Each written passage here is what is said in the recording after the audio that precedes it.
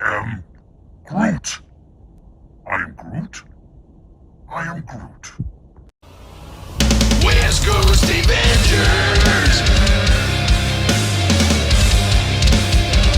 West Coast Avengers.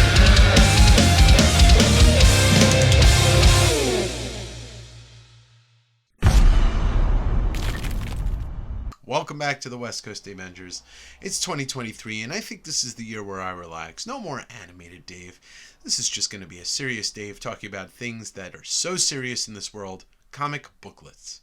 Just kidding. Welcome back to the West Coast Avengers. Happy New Year. It's 2023. Let's take this show on the road. Yeah. I am a comic enthusiast, a comic seller, and a comic collector and a treasure hunter. These are my adventures. These are the things that I find. These are the things that I know, and I want to share it all with you. Please join me every Wednesday for West Coast Wednesday, my comic book auction and claim sale, and every Sunday for Sunday Sit Down Do-do-do. Sunday, sit down, do-do-do-do. Sunday, sit down. The Beatles are applicable with everything. So towards the end of last year, I decided to dip my toe into a very dangerous world, and that dangerous world is original comic art. Now, over the course of my collecting life, I've gotten sketches at conventions from people. I've gotten a couple of commissions. I owned 2 original pages back about 10 years ago, but I sold them. I truly do regret it.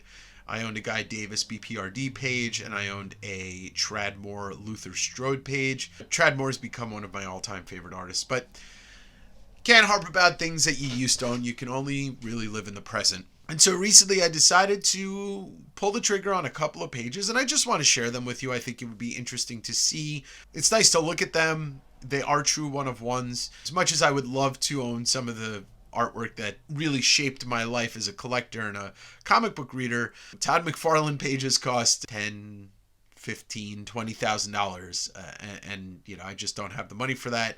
Other artists like Bernie Wrightson, Neil Adams, Eric Larson, Jim Lee, Jack Kirby. The list could go on and on of what I'd love to own, but I can't afford that type of stuff. The only way I'd be able to own that is if I found it in a collection. Let's start with my most recent acquisition. I actually got this yesterday. I won this at Heritage Auctions, and this is a page from Ryan Ottley's SpiderMan run. Amazing Spider-Man number 4, which I think is actually Amazing Spider-Man number 8. It's Amazing Spider-Man in the 800s for the legacy number. Ryan Ottley, if you're not familiar with, he was the primary artist on Invincible, starting with issue number 8 to the end. He also did this run on Amazing Spider-Man. He created a book called Grizzly Shark, which is hilarious, and now he's currently the artist on Incredible Hulk. Probably my favorite modern artist. I read Invincible. I absolutely loved Invincible. I've met the man many times. He's super nice. His art's fantastic. He definitely takes a lot of inspiration from Todd and Eric Larson, but he has his own style. It's very hectic and noodly. I figured an Amazing Spider-Man page is a good way to start. Slowly but surely, I'll be able to get some other pages of his. I have a couple of sketches of his and a commission that he did for me, but I'll put the page up right here so you can see the difference. This was just a fun thing to own. I got it for a little over $300, which, and for a Ryan Ottley page, I just think that's a deal. This was astonishing that I got this, and you might have seen this recently on Sunday Sit Down. Well, you guys know how much I love Spawn, and as much as I really would love a Todd page, I'll settle with this right now, and the one of the other ones I got. This is a Greg Capullo page from Spawn number 89, a fucking amazing page with inks by Danny Miki, and this one I could actually see some of the pencils that weren't inked, or they were erased, and there's just a lot going on this page. I'll put it up right here. The color page is beautiful, but this is just, there's so much happening here. Lots of line work noodling because there's fire and smoke, and somebody's getting a claw in their eye. Spawn's on almost every panel, and I really couldn't complain about it. Greg Capullo took over for Todd after Todd kind of stopped illustrating Spawn, and then he continued on as the regular for, God, it was like 10 years. And at first, I didn't completely love Capullo, but then after reading his run that he did on Batman with Scott Snyder, I went back and started looking at his Spawn stuff with new eyes. I won this on a Heritage Auctions. I think I paid $800 shipped, which for a Spawn page by Capullo, I think that's a bargain. I think as time goes on, the appreciation for Capullo will only grow. I mean, he truly is a superstar artist. Now he's going to be going back and doing some stuff with Marvel, so I can't wait to see. I think I'm going to start collecting Spawn pages by different artists, but Capullo was the first to get on my list after the next thing you're going to see. And let's follow this up with something huge. And that something huge is this. A page from Spawn 25. Drawn by none other than Mark Silvestri. Spawn number 25 is part of Image X month. I've talked about it multiple times on this show. It's when all of the Image artists, the original founding members, swapped books, and Mark Silvestri penciled Spawn. Not only did he pencil Spawn, but this is the first appearance of Tremor, and that's Tremor right here on the page. Now, getting a Mark Silvestri page with Spawn on it, it's going to be quite more expensive. One of my favorite artists of all time. Next to having one of his X-Men pages or a Cyberforce page, like, this was the only time he penciled Spawn until he did a variant cover very recently for Spawn. The inks on this come from Matt Banning, and Matt Banning actually has a loose connection to the next artist that I'm going to highlight, but this, just a killer page, lots of action going on. He's actually ripping up like a cardboard cutout of Spawn and tearing it to shreds. I never thought I'd own a piece of Mark Silvestri's artwork. Here's a little piece of art from my friend Brian Canio, aka Max Sterling, find him on Instagram, of Jar Jar Binks. Ooh, Misa. So from the same place that I got that Spawn page, I got this. If you have been following along with the Sunday sit-downs, my first guest that I had on was Joe Benitez, my friend and the creator of Lady Mechanica, artist in Silvestri's Homage Studios. Now this is Weapon Zero, The Art of Homage. This is a 3-page story in the Homage Studios book. Now, it was advertised as a Mark Silvestri page, but my buddy Joe Benitez actually penciled this, and I believe this is his first work in comics.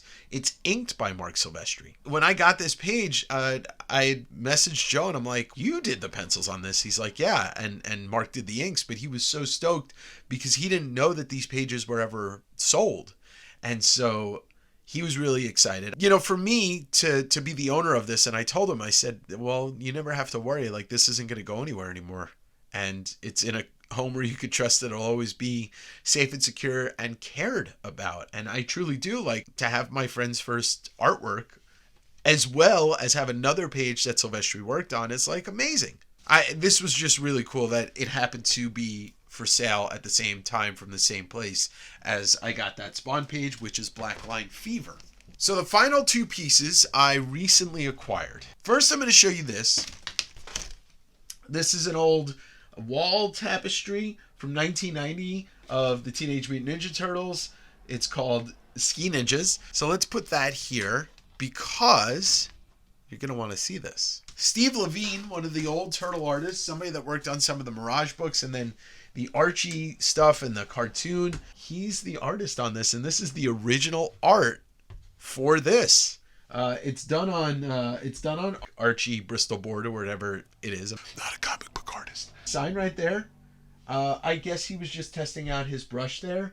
This is the original art for that. And so I might be interested in selling this just to make my money back on the other piece that came along with this. So there's that. But the real treasure that I got in that same purchase was this. This is a 1985 original piece of art or a commission from Kevin Eastman of Shredder. Signed up here by Kevin Eastman when he did it, and signed again down here by him and Peter Laird. There was a lot that I was curious about this piece, but I knew it was an original, so I bought it. I didn't want to hesitate. Now, I did some research after the fact on this, and here's a couple of different things that I found out.